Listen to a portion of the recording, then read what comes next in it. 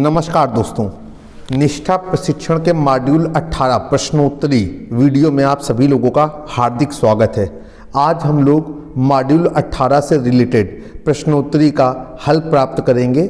इस मॉड्यूल पे दो गतिविधियों पर प्रश्न दिए गए हैं, गतिविधि संख्या 1 और गतिविधि संख्या 3। इसके अतिरिक्त जो मूल प्रश्नोत्तरी होती है उस पर भी 10 क्वेश्चन दिए गए हैं। हमारे वीडियो के माध्यम से आप सभी प्रश्नों को सही तरीके से हल करने में मदद प्राप्त कर पाएंगे। सबसे पहले हम निष्ठा प्रशिक्षण के मॉड्यूल 18 का नाम जानेंगे। ये नाम है अधिकारों की समझ, यौन शोषण और पॉक्सो अधिनियम 2012 और ये कोर्स उत्तर प्रदेश से रिलेटेड है। वैसे तो सभी स्टेटों पे निष्ठा मॉड्यूल का प्रशिक्षण चल रहा है, हर स्टेट अपने अपने स्तर पर कोर्स को कंप्लीट करा रहा है। अब हम लोग गतिविधियों पर बात करेंगे। सबसे पहले गतिविधि 1 के प्रश्नोत्तरी को हल करेंगे। जब आप मॉड्यूल में प्रशिक्षण लेते हुए गतिविधि 1 में पहुंचेंगे तो आपको एक प्रश्नोत्तरी मिलेगी। गतिविधि का नाम है अधिकार बनाम आवश्यकताएं या इच्छाएं। अब हम लोग इस पर चर्चा करते हैं और इसकी प्रश्नोत्तरी को हल करते हैं। गतिविधि का पहला प्रश्न है कि बच्चों की राय परिपक्वता या अनुभव पर आधारित नहीं है और इसके लिए उनके मत को उनके संबंध में नहीं लिया जा सकता। आपको बताना है कि ये कथन सत्य है या असत्य। एक बार कथन को आप पढ़ लेंगे, यदि 1 से 2 बार कथन को पढ़ लेंगे तो आपको उसकी सत्यता और असत्यता की जानकारी स्वयं ही हो जाती है। इस प्रश्न का सही उत्तर है कि ये गलत है। बच्चों की राय परिपक्वता या अनुभव पर भले ही आधारित नहीं होती है, लेकिन उनके मत को उनके संबंध में लिया जा सकता है। तो ध्यान रखिएगा कि इसका उत्तर होगा गलत। अगला क्वेश्चन आपकी स्क्रीन पर, गतिविधि का दूसरा प्रश्न आपकी स्क्रीन पर है। सभी अधिकार किसी जरूरत या चाह से संबंधित नहीं है। आपको बताना है ये कथन सत्य है या असत्य है। देखिए, हम लोग व्यवहारिक तौर पे देखें तो सभी अधिकार किसी जरूरत या चाह से संबंधित होते हैं। प्रश्न कह रहा है कि सभी अधिकार किसी जरूरत या चाह से संबंधित नहीं होते हैं, तो डेफिनेटली ये कथन गलत है। तो आप लोग गलत वाले विकल्प पे टिक कर लें, आपको 1 नंबर प्राप्त हो जाएगा। गतिविधि का अगला क्वेश्चन हम देखते हैं। प्रश्न में भी आपको सत्य या असत्य की जांच करनी है, अर्थात सही या गलत की जानकारी देनी है। प्रश्न है कि बच्चों को जानने, खोजने और उन्हें दूसरों के साथ साझा करने का अधिकार है, कला और लिखने या अन्य किसी माध्यम से। गलत है या सही है? आप अपने मस्तिष्क से इस प्रश्न का उत्तर ढूंढें और फिर हमारे द्वारा बताए गए उत्तर के साथ मैच करेंगे। अगर आपका उत्तर सही होगा तो आपका कॉन्फिडेंस इंक्रीज होगा। गतिविधि के इस प्रश्न का उत्तर होगा सही है, अर्थात बच्चों को जानने, खोजने और उन्हें दूसरों के साथ साझा करने का अधिकार है, कला और लिखने या किसी अन्य माध्यम से। अर्थात वो किसी भी माध्यम से अपने विचारों को दूसरे के साथ साझा कर सकते हैं, ये अधिकार उनके पास सुरक्षित होता है। क्वेश्चन में भी आपको सही और गलत की पहचान करनी है। क्वेश्चन है विकास के अधिकार में शामिल है विश्राम का अधिकार, मनोरंजन और संस्कृति का अधिकार, और जब हम एक बच्चे को साइकिल प्रदान करते हैं तो हम उस अधिकार को पूरा करते हैं। आपको बताना है ये कथन सत्य है या असत्य है। पूरे प्रश्न का मानसिक अवलोकन करने के बाद हमें ये पता चलता है कि ये कथन सत्य है, अर्थात विकास के अधिकार में शामिल है विश्राम का अधिकार, मनोरंजन और संस्कृति का अधिकार, और जब हम एक बच्चे को साइकिल प्रदान करते हैं तो हम उस अधिकार को पूरा कर रहे हैं। ये तथ्य पूरी तरीके से फिट है, सही है। प्रश्न बहुत ही अच्छा है, आसान प्रश्न है। क्वेश्चन कह रहा है कि अच्छा स्वास्थ्य, पीने के लिए स्वच्छ पानी, भोजन, एक स्वच्छ और सुरक्षित वातावरण का होना और उन्हें सुरक्षित रखने के लिए जानकारी देना प्रत्येक बच्चे का अधिकार है। आपको बताना है ये कथन सत्य है या असत्य है। मुझे नहीं लगता कि आपको इसके लिए वीडियो के उत्तर की जरूरत है। डेफिनेटली ये कथन क्या है, सत्य है। इस तरीके से हमने गतिविधि 1 के 5 प्रश्नों को हल कर लिया है और स्क्रीन पर हम देख पा रहे हैं कि 5 प्रश्न थे, 5 के हमने जवाब दे दिया है। अब हम सबमिट करते हैं और देखते हैं कि 5 प्रश्नों के उत्तर जो हमारे द्वारा दिए गए हैं वो सही हैं, इसलिए हमें पहली गतिविधि में 5/5 स्कोर प्राप्त हुआ है। अब मॉड्यूल 18 में गतिविधि 3 को हल करेंगे, जिसका नाम है आप समझ को जांचें। इस गतिविधि में अब तक इस कोर्स में जितना भी हमने पढ़ा है उससे रिलेटेड संक्षेप प्रश्न पूछे गए हैं और हमें उनके जवाब देने होंगे। साथियों, पहला प्रश्न है कि बच्चे, विशेष करके लड़कियां, जो बाहर जाने वाली बतूनी, शारीरिक रूप से स्पष्टवादी होती हैं, अक्सर यौन शोषण को आकर्षित करती हैं। आपको इस कथन को पढ़ना है और सोच करके जवाब देना है कि क्या दिया गया कथन सत्य है या असत्य है। प्रश्न के कथन को पढ़ने के बाद हमें ये ज्ञात होता है कि यह कथन गलत है, अर्थात कोई लड़की या लड़का यदि शारीरिक रूप से स्पष्टवादी है तो वो यौन शोषण को आकर्षित नहीं करता है। गतिविधि 3 का अगला प्रश्न बहुत ही मजेदार है और प्रश्न हमसे पूछना चाहता है कि बच्चे अक्सर यौन शोषण के बारे में कहानियां बनाते हैं। आपको क्या लगता है, ये कथन सही है या गलत है? तो प्रश्न में दिए हुए कथन को पढ़ने के बाद हम सभी लोग आसानी से यह ऑब्जर्वेशन करके जवाब दे सकते हैं कि दिया गया कथन पूर्णतया गलत है, अर्थात बच्चे यौन शोषण से संबंधित कहानियां नहीं बनाते हैं। तीर के निशान को क्लिक करके हम गतिविधि 3 के अगले प्रश्न पर पहुंचे हैं। क्वेश्चन यहाँ पर भी सत्य और असत्य की जांच कराना चाहता है। क्वेश्चन है, एक वयस्क एक बच्चे की चीजें, उपहार, ध्यान, स्नेह, पैसा, मिठाई, खिलौने बाहर ले जाना यौन शोषण की एक प्रक्रिया की शुरुआत हो सकती है। यदि कोई व्यक्ति किसी बच्चे को इन तरीकों से लुभा रहा है तो क्या ये यौन शोषण की शुरुआत हो सकती है? हम सभी अपने मस्तिष्क से सोच सकते हैं कि आखिर एक अजनबी व्यक्ति या कल तक जो हमारे बच्चे से अच्छा व्यवहार नहीं करता था, उसके साथ ज़्यादा घुलता मिलता नहीं था, वो अचानक हमारे बच्चे को उपहार दे रहा है, उसका ध्यान रख रहा है, पैसे, मिठाइयाँ और खिलौने दे रहा है और बाहर ले जाने की कोशिश कर रहा है, तो ज़रूर ये यौन शोषण प्रक्रिया की शुरुआत मानी जा सकती है।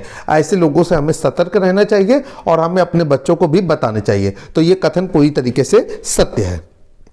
गतिविधि 3 का अगला प्रश्न है, एक संभावित लैंगिक उत्पीड़नकर्ता की पहचान के लिए कोई निश्चित संकेतक व्यवहार नहीं है। आपको बताना है क्या ये सत्य है या असत्य। क्या कोई ऐसा संकेत या प्रतीक है जिससे कि हम ये जो संभावित लैंगिक उत्पीड़नकर्ता उसकी पहचान कर सकें?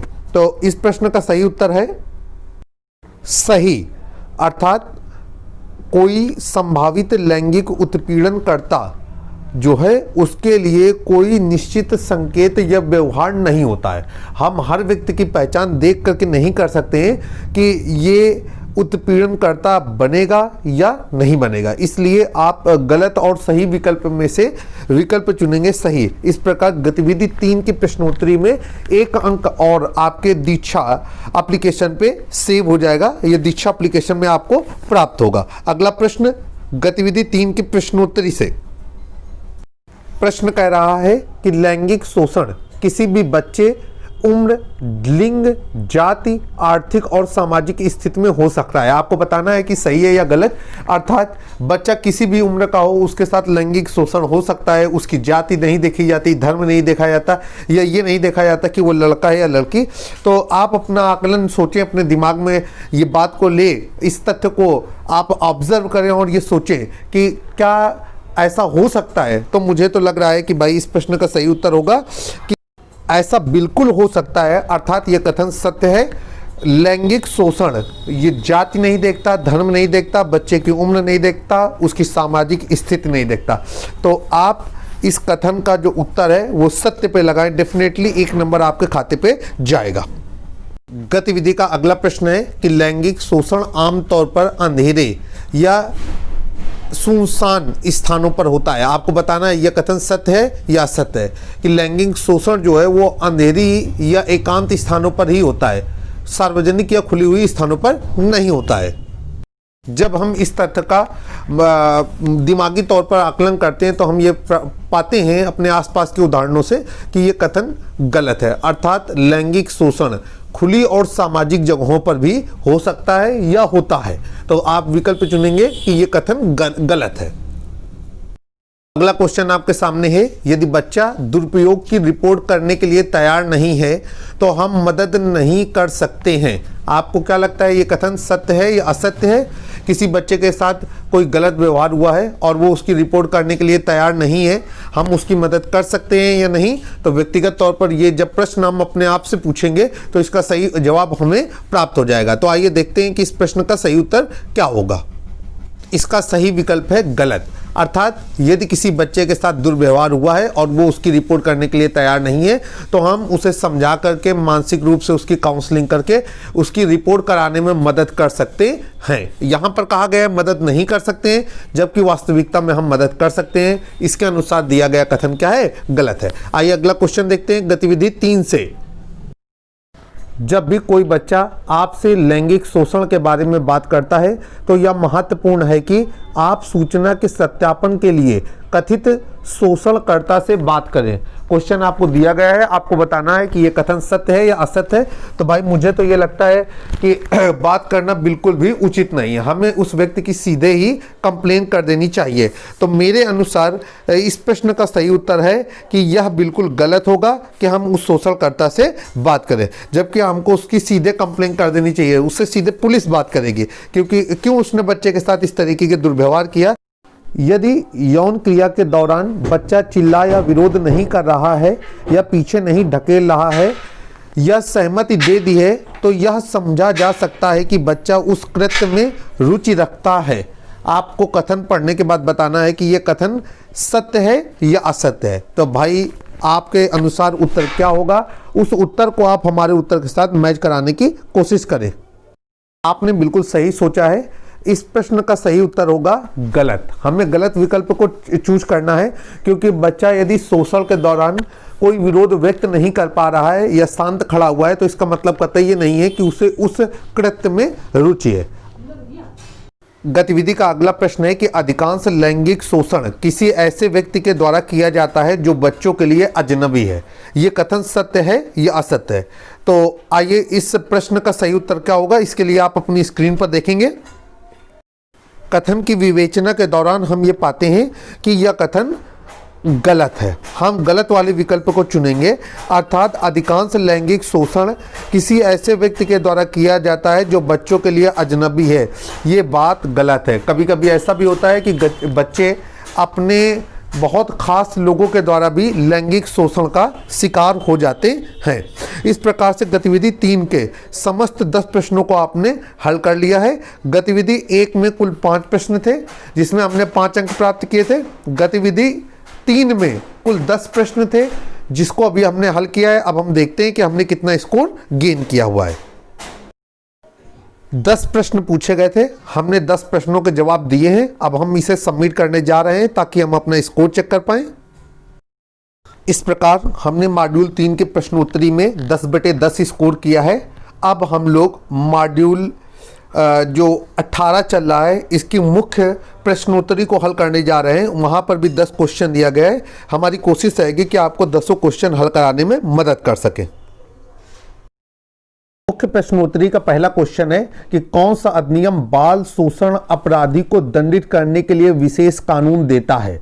भारतीय दंड संहिता 1860, किशोर न्याय बालकों की देखरेख और संरक्षण अधिनियम 2015, निःशुल्क और अनिवार्य शिक्षा का अधिकार अधिनियम 2009 और पॉक्सो अधिनियम 2012। बहुत अच्छा क्वेश्चन है। निष्ठा मॉड्यूल प्रशिक्षण के साथ साथ अगर हम कंपटीशन एग्जाम की तैयारी कर रहे हैं तो वहां पर भी यह हमारे लिए महत्वपूर्ण भूमिका निभाने वाला है। इस प्रश्न का सही उत्तर है पॉक्सो अधिनियम 2012, जो बच्चों के बाल शोषण से संबंधित है। और आप ये ध्यान रखिएगा कि क्वेश्चनों का क्रम आगे पीछे हो सकता है, उससे आप बिल्कुल भी भ्रमित ना हो। आपके सामने आ गया है कि बच्चा कौन है।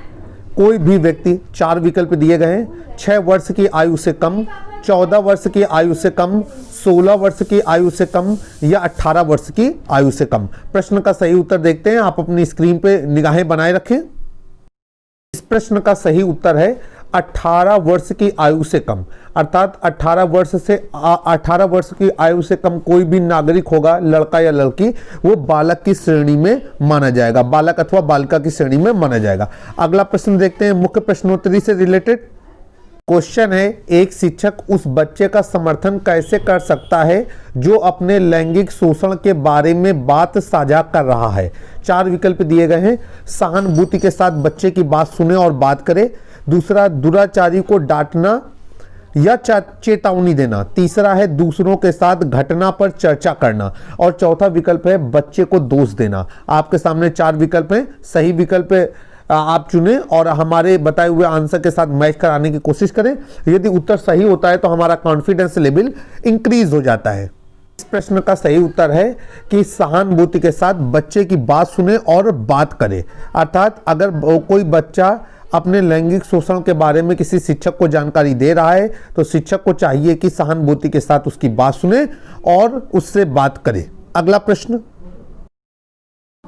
अगला प्रश्न आ गया है, अगर आपको बच्चे के साथ हुए किसी भी लैंगिक अपराध के बारे में पता चलता है तो आप किसे रिपोर्ट करेंगे। 4 विकल्प आपके सामने दिए गए हैं। चाइल्ड लाइन 1098 सेवा पर, पुलिस या SJPU के पास, माता पिता के पास या जिला बाल संरक्षण इकाई पे। प्रश्न आपके सामने है, यदि किसी बच्चे के लैंगिक अपराध के बारे में आपको जानकारी प्राप्त होती है तो आप उसकी रिपोर्ट किसे करेंगे।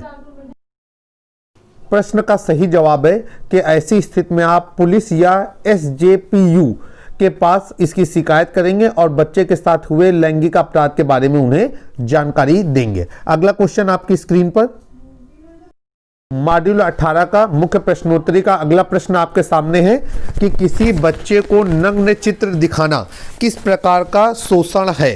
भावनात्मक दुरुपयोग है, लैंगिक शोषण है, शारीरिक शोषण है या उसकी उपेक्षा करना है। प्रश्न है कि किसी बच्चे को यदि हम नग्न चित्र दिखा रहे हैं या कोई व्यक्ति नग्न चित्र दिखा रहा है तो उसके साथ किस प्रकार का शोषण हो रहा है। क्वेश्चन का सही हल है कि बच्चे को नग्न चित्र दिखाना एक प्रकार का लैंगिक शोषण होता है। आप बिना किसी डाउट के लैंगिक शोषण विकल्प को टिक कर दीजिए। डेफिनेटली 1 नंबर आपका होने वाला है। अगला क्वेश्चन आपके सामने स्क्रीन पर है, बाल लैंगिक शोषण हो सकता है क्योंकि। 4 विकल्प दिए गए, बच्चे अनुशासित नहीं है, वित्तीय संकट, कारणों का अनुमान नहीं लगाया जा सकता, प्यार और रोमानी रिश्ते की उलझन। इस प्रश्न का सही उत्तर देखने के लिए आप अपनी स्क्रीन की ओर देखेंगे। सही विकल्प आपको यहां पर नजर आएगा, उसे आप अपने माइंड मेकअप विकल्प के साथ मैच करिएगा। जो अगर सेम हो गया तो यह आपके कॉन्फिडेंस लेवल को इंक्रीज करेगा। प्रश्न का सही उत्तर है कारणों का अनुमान नहीं लगाया जा सकता है। बाल लैंगिक शोषण हो सकता है क्योंकि कारणों का अनुमान नहीं लगाया जा सकता है। आप इस विकल्प को टिक करेंगे। 1 नंबर आपके प्रश्नोत्तरी पे आपके हिस्से पे ऐड हो जाएगा। क्वेश्चन आपकी स्क्रीन पर है, बोल रहे हैं कि बाल लैंगिक शोषण खाली जगह से होता है।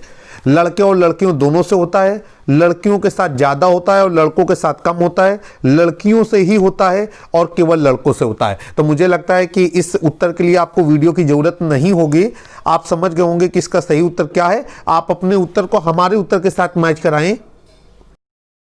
तो जैसा कि हम सभी ने अनुमान लगाया था और आपने भी उत्तर को जांचा होगा, सोचा होगा, तो सही उत्तर है कि बाल लैंगिक शोषण लड़के और लड़कियों दोनों के साथ ही होता है। अगला प्रश्न मुख्य प्रश्नोत्तरी से संबंधित है। जो प्रश्न कह रहा है कि कृत्य कब एक गुरुतर अपराध बन जाता है।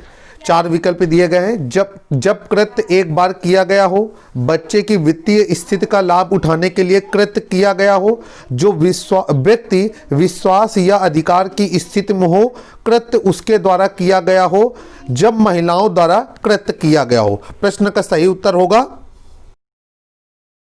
जो व्यक्ति विश्वास या अधिकार की स्थिति में हो, कृत्य उसके द्वारा किया गया हो, तब वह कृत्य एक गुरुतर अपराध बन जाता है। आप लोग इस विकल्प को टिक कर लें, 1 नंबर आपके खाते पे ऐड होगा। क्वेश्चन आ गया आपके सामने, बाल लैंगिक शोषण की रिपोर्ट की जानी चाहिए जब। 4 विकल्प दिए गए हैं। सभी परिस्थितियों में जैसे ही इसके बारे में पता चले। दूसरे नंबर पे है कि बाल यौन शोषण का मामला गंभीर हो। तीसरे नंबर में परिवार रिपोर्ट करने के लिए सहमत हो और चौथे नंबर पे जब मामला दुर्व्यवहार का हो। प्रश्न का सही उत्तर जानते हैं। प्रश्न का सही उत्तर है कि सभी परिस्थितियों में जैसे ही इसके बारे में जानकारी प्राप्त हो बाल लैंगिक शोषण की रिपोर्ट की जानी जरूरी होती है। आप इस विकल्प को टिक कर लें, 1 नंबर और आपका इंक्रीज हो जाएगा। अंतिम प्रश्न इस मुख्य प्रश्नोत्तरी का प्रश्न है कि उत्तर जीविता अधिकार में शामिल है। 4 विकल्प दिए गए हैं, मनोरंजक गतिविधियां, भोजन, कपड़ा, आश्रम या फिर खिलौने। इसके अतिरिक्त जो चौथा विकल्प है वो माता पिता के साथ पिकनिक। आइए इसका सही उत्तर देखते हैं। प्रश्न का सही उत्तर है कि उत्तर जीविता अधिकार में सम्मिलित होते हैं भोजन, कपड़ा और आश्रय। इस तरीके से मॉड्यूल 18 के मुख्य प्रश्नोत्तरी के सभी 10 प्रश्नों का जवाब आपके द्वारा दिया जा चुका है। अब आप अपना सबमिट बटन जब दाबेंगे तो आप ये देखेंगे कि आपने 10 क्वेश्चनों में से 10 क्वेश्चन अटेंड किए हैं और आपने 10/10 स्कोर किया हुआ है। बहुत बहुत धन्यवाद आखिरी तक हमारे वीडियो को देखने के लिए। चूंकि इसमें 2 गतिविधियां और मुख्य प्रश्नोत्तरी शामिल होने के कारण ये वीडियो थोड़ा सा लंबा हो गया था। आप और भी तमाम शैक्षणिक वीडियो के लिए हमारे YouTube चैनल को सब्सक्राइब कर सकते हैं। जैसे जैसे मॉड्यूल नए आएंगे, नए नए अपडेशन, नए नए प्रश्नोत्तरी के हल हमारी YouTube चैनल पे आपको उपलब्ध होते रहेंगे। जल्द ही फिर मुलाकात होगी, तब तक के लिए नमस्कार।